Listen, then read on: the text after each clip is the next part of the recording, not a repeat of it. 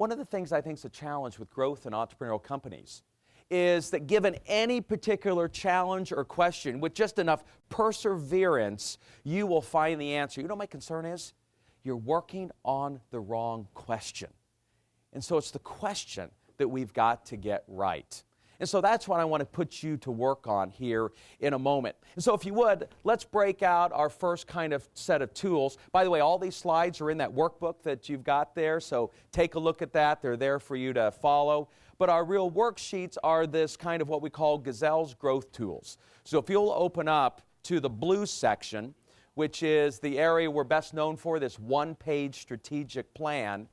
And by the way, everybody talks about when you get over about one employee, man, if I could just get everybody on the same page. Well, guess what? You've got to have the page first for everybody to get on. And so let's open up to this one-page strategic plan. Now, we benchmark this tool against General Electric. Unarguably, I think, one of the best run and oldest companies in North America. And when we went up to Crotonville to kind of check in on their strategic planning process, it was interesting.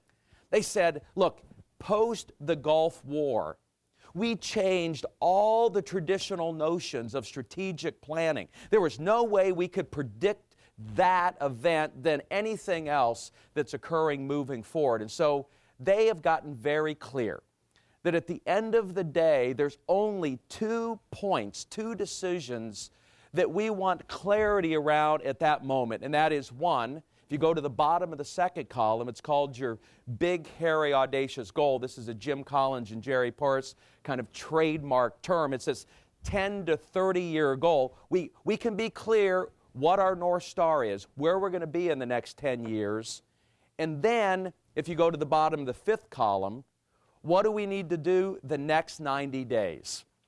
That's it. Everything else is a crapshoot in between, kind of a wild, hairy-ass guess along the way. And so, look, there's a lot of decisions I'm going to push your teams to make over the next 2 days. Some of those decisions will be made in minutes. Some of them are going to take you months, if not years.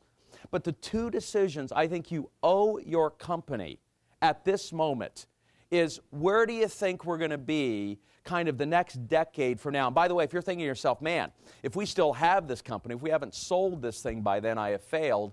But how do you value a company? You sell to whoever you're going to partner with the future.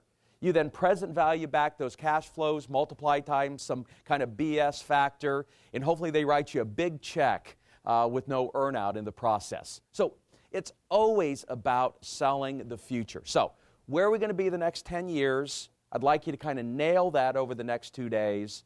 And then, what do we have to do in the next 90 days? What we're going to call the critical number.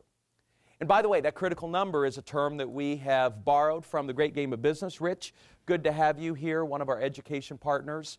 And that's usually the course we recommend people attend after this 2-day course, is go make the journey to Springfield, Missouri, and sit at the feet of Jack Stack and their team, the Harley-Davidsons, the Southwest Airlines. Really, the best-run companies on our planet have made that journey down to Springfield.